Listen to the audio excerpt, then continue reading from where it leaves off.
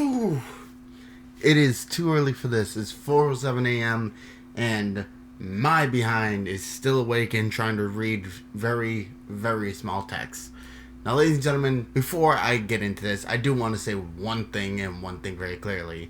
At 4 o'clock in the morning, if you're trying to read very small writing, you're gonna need a fucking magnifying glass. Because I can't read at the moment. Anyway, I'm gonna try. What's up, all my dragonlings? I am the Dragon God of Gaming, Damian-Dragon, and welcome to the Gaming News, where I run down the list of all the gaming features, news, and rumors coming out of the gaming industry this week. We have a few things, and all of it's on PlayStation 5, or has something to do with it, because the good lord. So the first thing I set off on, it had something to do with Xbox Series X, and I'm going to be keeping that up. So that's going to be the first thing we cover. Very soon I'm probably going to do the gaming news from my my desk, and probably do like a live screenshot. Not very sure how I'm going to play this all out, so you guys gonna need to bear with me for a little bit while I figure everything the hell out. Anyway, I do want to like switch up the gaming news just a bit. So, first off, let's start off with the Xbox Series X and the PlayStation 5. This is coming out of Cord Cutters News, and this was written by Philip Parlamo, and it says Xbox Series X and PlayStation 5 could be excellent streaming devices thanks to their SSDs. It says, I distinctly remember using the Netflix app when it was first released for the Xbox 360 back in 2008. Yes, you initially needed to have paid for Xbox Live Gold. Sorry, I was trying to get everything together. Xbox Live Gold account on top of your Netflix subscription to use the app. But it didn't matter to me. There was something still rather cool about piping in video via the internet instead of my Comcast cable plan. It felt like the future. Fast forward a dozen years, and it's clear streaming video has evolved immensely. What was once high-tech and novel has become commonplace and almost standard. Using my hands to fast forward and rewind via the original Kinect seems almost laughable, quaint nowadays. Still, video games consoles continue to offer support for major streaming services and apps, and some of us still turn to consoles as our primary streaming devices rather than smart TV platforms or dedicated options from Roku, Apple, and others, which I do just use the YouTube app most of the nights. That's really all I watch. So, yeah, I kind of see where you're coming from here. So with the new generation of home video game consoles on the horizon, I wondered how the upcoming hardware would fare as go-to streamers. We don't have a whole lot of info to go on just yet, but I think Microsoft's Xbox Series X and Sony's PlayStation 5 are both shaping up to be excellent all-around entertainment options. The horsepower is definitely there. In an era where thumb drive-sized HDMI dongles can handle 4K HDR video without breaking a sweat, the upcoming next-gen consoles should have plenty of power on tap when it comes to streaming media.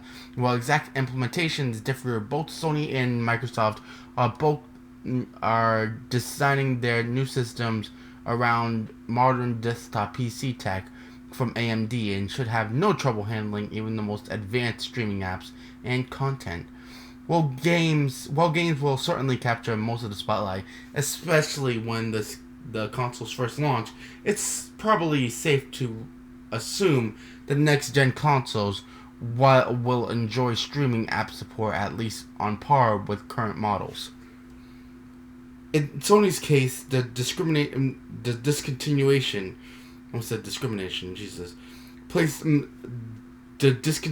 of PlayStation Vue might even open the door for more streaming service support on the PlayStation 5. We're already seeing YouTube TV and Hulu with Live TV announce support for the current PS4 as the Vue service shut down, which is pretty cool. There's a lot more to this, but I'm gonna keep it brief because I always go over time in these ones. Yeah, with the new systems and new consoles coming in, they're all gonna feel very, very, very attached to like new age streaming services like Netflix, and Hulu and all them. It's gonna be really easy to get for the PlayStation 5 and the Xbox Series X to run such things and just handle all the content that it has in store. Like even at the moment that I'm even in the background, I have like YouTube running. I'm watching Mini Lad, another British YouTuber. But yeah, that's what I do as well. Not everyone wants a cable bill nowadays. Like my family don't really like have traditional cable. My mother uses a Roku, and me and my brother decide ourselves that we like our PlayStations as that streaming service that we like. Most of the time, I have YouTube. My brother likes Netflix, so I sit back and I watch YouTube most of my day while I'm editing, recording, and all of that. That's what's playing in the background, so I can have something that I know and I love in the background, even though I'm completely obsessed with YouTube at the moment because I am a YouTuber, which is actually very freaking weird. So I can see the whole niche behind that. And yes, with the upcoming services and the upcoming consoles, it's gonna be freaking buck wild to see what they can like process on the consoles. And funny thing is, before I step in, I do want to say I have already gotten up the money to play for the PlayStation 5. And before anyone asks, I don't freaking carry it on me, because that is stupid. And for anyone to think that I would carry that amount of money, I don't. It's locked away somewhere where no one will ever get it. And I don't think you would want to try. Let that be a lesson. But yeah, I have enough money to pay for the console already. And I've already saved up about $550 at the moment. So I'm praying that the console comes out, starts getting the pre-orders so I can get mine in. Anyway, let's move on to the PlayStation 5. The PlayStation 5 is our biggest point of contention at the moment. With everything winding down, it's going to be the biggest talking points in the coming months. And I know I cover the PlayStation 5 a lot. After its releases, I can almost guarantee you there's going to be a lot more to talk about, rather than just barely anything. The PlayStation 5 is a hot button topic that everyone wants to hear about. The news, rumors, updates that people may have missed. So if everyone's thinking that I'm up PlayStation's behind with all this, it's not my fault. Anyway, this next article comes from T3.com, and this was written by Matt Evans. And it writes, PS5 has a secret new trick to make games more exciting than ever. And it goes thus. The PS5 is going to be one smart console. With no loading times, the console's incredible SSD will be able to call up games instantly, dropping you back into the section of game you left at a moment's notice. Advanced ray tracing capabilities are going to make games look incredible, replicating directional light. However, something we've not heard much about is the PS5's artificial intelligence capabilities. We've heard the PS5 might use artificial intelligence software to learn from players and may even carry a smart assistant of its own. But it sounds like the PS5's abilities don't end there. Patented on May 22nd, Gaming Intel discovered a Sony patent titled Dynamic Music Creation in Gaming. The new dynamic music patent is designed to use emotional metadata components to evoke certain reactions during gameplay. There's plenty of beautiful pieces of music created for games, just like look at iconic pieces from The Last of Us, Metal Gear Solid, or Skyrim, to name a few. But dynamic music creation takes things to a whole new level. It's said to compose in real time using several music motifs to create a musical composition based on the game vector and desired emotions. Oh, sweet lord. Let's look at a real world example. Take Skyrim. If you choose to interact with another character, for example, your NPC helper Lydia, you might hear a soft piece of music which would become Lydia's theme. If Lydia drops too low health during battle, the music would reflect this, as a more urgent version of Lydia's theme might play over the top of the existing battle music, tugging on your heartstrings and prompting you to help her. Movie scores work very much the same way, attaching certain leitmotifs to characters and playing them to different ways to evoke emotion. Darth Vader's iconic Imperial March tune is a great example of the go back through the Star Wars scores to find all the different ways the familiar tune can be played to convey the different emotions during scenes. Again, I'm not going to read the entire article. You guys, I already told you where it is and by whom, so you guys can look it up on your own if you want to. But I can see what they're meaning. I think it's going to be changing in a way where music is going to be coming back into PlayStation. If you guys had the PlayStation 3 a long time ago, we were able to put music into games and we can use it. Like, take a look. Like, I want to give an example. WWE 2K14 was a game, a shining example. You can import music into the game and use them as your theme music and all that, and you can easily download it. But that was the whole thing. You can download the music, but it was taken out for the PlayStation 4. It kind of sucked for everyone else that you couldn't use customized music, which kind of sucked on some levels. And I can understand why, but I can also see like the other end of the spectrum. But this seems like it's gonna be harkening back like the emotional music. Like if something bad is happening, a bad sense of music will play, an ominous sense of music.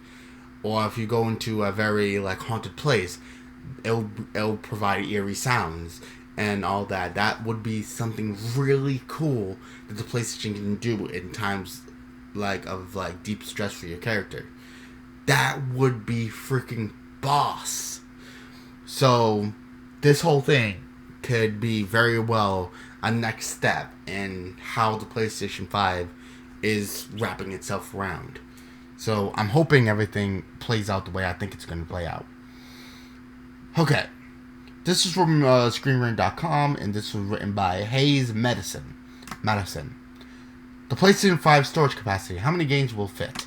PlayStation 5 will bring a host of new features and enhancements, but fans looking to pick up the system need to know about its storage.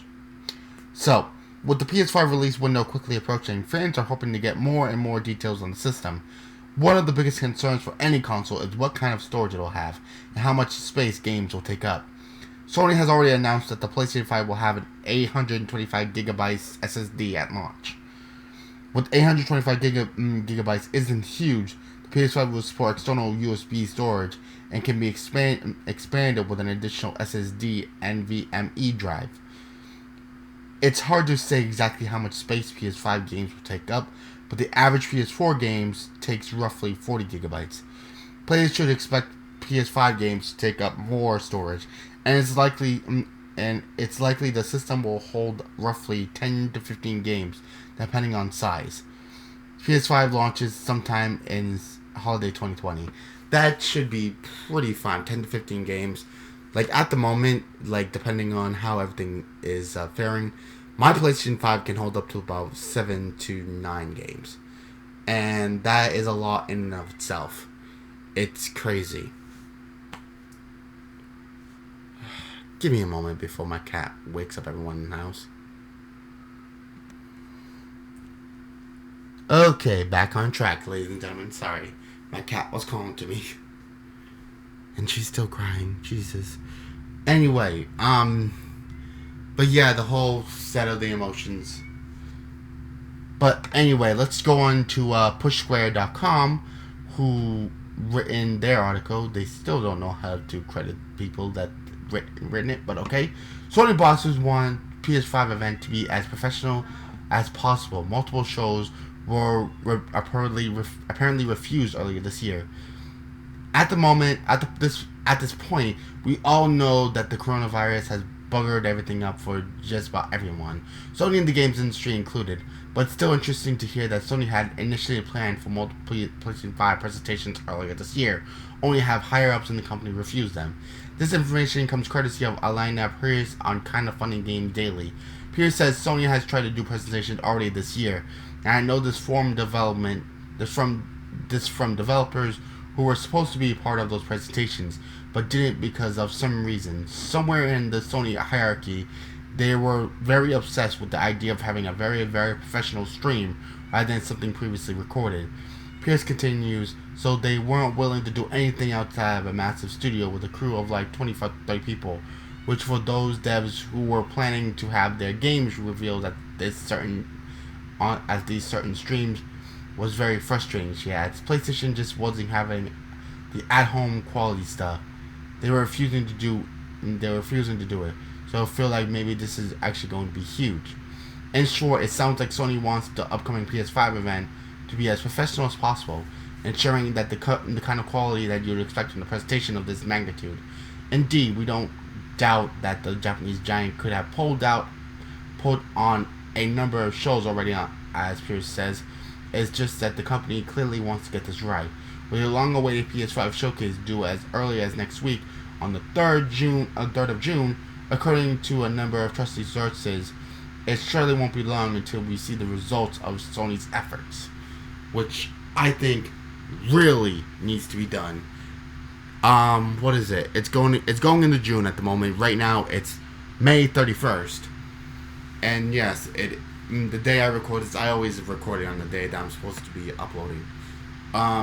It's May 31st, so June, July, August, September, October, November, December. So 6 to 7 months they need to be releasing this thing, and nobody has freaking seen it, and that poses the problem. But as it says, they could have done multiple presentations this year, which kind of gives off that vibe as in they wanted it to be like a big magnitude thing, but they can't get it right at the moment, which I can understand. Like, think about how many times that I have to sit down and do a recording, and then when it's not right, I scrap it. I've scrapped about 30 to 40 videos based on like things not being right, things are not happening. But the whole thing is, like, if you want to get like the perfect setting, it's damn near impossible. So I think I can see where Sony is coming from. I can see where their head's at and all that. I can feel it. But that being said, then that's something that's going to be hard on their end. So anyway, let's go on to our very last piece of news for the week. And it says, this is from essentiallysports.com, and this is written by Samir Satam. I hope I got your name right. I am so sorry if I didn't. And it says, Sony CEO opens up on PlayStation 5 pricing strategy. And it goes thusly. Sony is finally opening up on its next-gen console, PlayStation 5, after having kept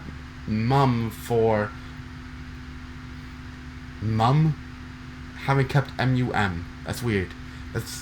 Why is that weird to me? For most of the year. With the game reveal showcase now confirmed for June 4th, it better be, we can expect further news to start flowing in. While next week's showcase is sure to give us something about the console itself, do not expect too much. Sony is bound to continue keeping its cards close to its chest. However, Sony PlayStation CEO Jim Ryan did touch upon a few elements regarding the console in a sit-down with GamesIndustry.biz. The reports, mostly unconfirmed, about PlayStation 5 have surely given the console's loyal community a bit of anxiety.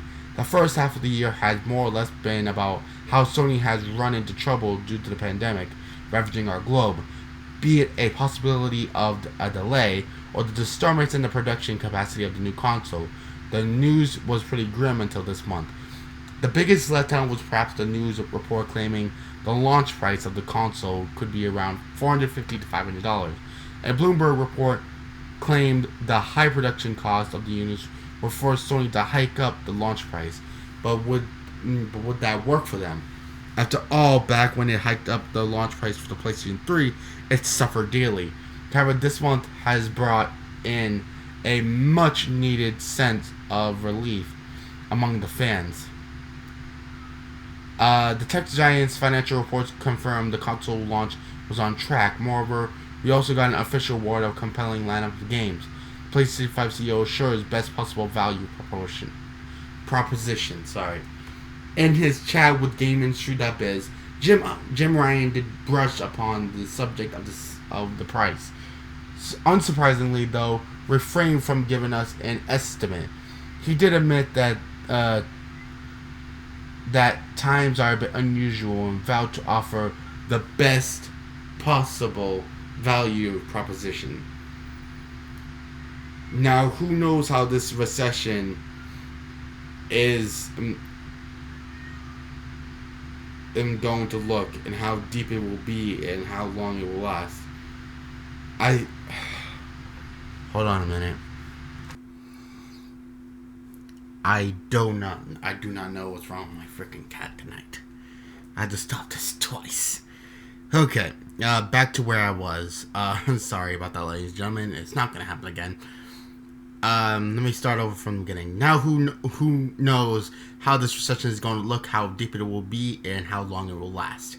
I think the best way that we can address this is by providing the best possible value proposition that we can. I don't necessarily mean lowest.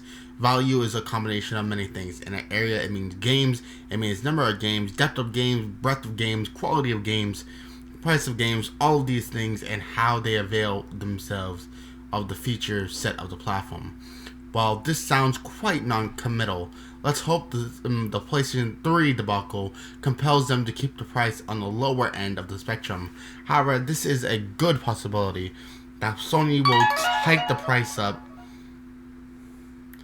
From the PS4 launch, the $399, unless, of course, it is ready to bear some significant initial losses.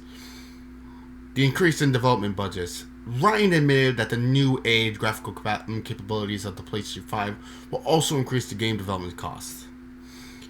Which, of course, that's going to be a given anyway. Again, I'm not going to be reading the entire article. There's really no need. If it was a shorter article, I will, but it's kind of a difficult thing. I don't want to read too much into it at the moment because, yeah. But I can see what they're trying to say. At the moment, everything is twisting everything around. And with it not being able to function as properly as it needs to, there's going to be some backlog on some things. As somebody who has studied game design, I can easily tell you that anything that can go wrong will go wrong and it can have significant impact on the work you're doing at the moment. So at any point, if something goes wrong, it can impact everything in back of you and in front of you. And what that means is any progress you made could be backpedaled, and any progress you were going to make is technically gone. So basically, they're trying to give out the PlayStation 5 as, for as reasonable as a price as they can get. Now, this is somebody from Sony that was talking. I can get what they're trying to say. Like, the whole thing of, you have all this stuff, but we're going to give it to you for the value that it's worth. And we're hoping that that's on the lower rung. Like, it's not going to be no damn $699. It ain't going to be no PlayStation 3 debacle. I doubt that they're going to go up that far. But I don't necessarily think that's going to be on the lower rung, like $399. So I'm thinking anywhere between $450 and $550. So that's the price range I'm thinking. because there is no way that they're gonna let it go above 600. That's too many significant losses, and that's easily gonna be like a destructible force for them. So there's no way that's gonna go over that high, but it's not gonna go under no $399 for a system like this. So it's gonna be in that middle range, and I think that's what he's really trying to say. Like, we're doing as much as we can to bring you the console that you think is gonna come out. And we have some extremely high expectations at the moment. Extremely high. And believe me, I have some very high expectations for this console. Like, I still have my very same system that I carried since graduation, which that's when the PlayStation 4 actually came out, around that time. And when I got it, it was like my dream come true. So, and I still have it years and years and years and years later. So, that tells you everything you need to know. So, how's everything going to be faring around the PlayStation 5? Well, it's right now, it sounds promising. So, that's the least I can say. So, if everyone's going to be like very hyped for the console, then that's the console I'm thinking. It's going to be good. But the Xbox Series X is also going to be promising. So, if you're an Xbox fan, then get hyped over it. If you're a PlayStation fan, get hyped over it. Because there's going to be a lot of stuff to get hyped about this coming holiday season. And I cannot freaking wait. Anyway, it is about our time, ladies and gentlemen. We have been going for, oh God, over 36 minutes. That tells you everything you need to know. This is why I shortened everything down. Because if I read everything, believe me, it'll be a longer time. Anyway, ladies and gentlemen, thank you so much for watching.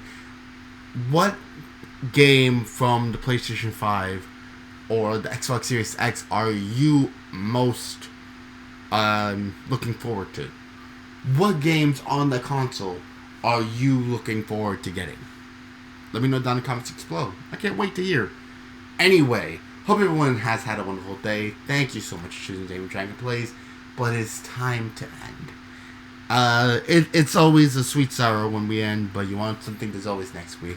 If you guys want to see some more from me on the channel, then this coming Thursday, I'm going to be playing more Spider-Man PS4. The game is winding down, so catch it very soon, so you can see the climactic final conclusion of the game.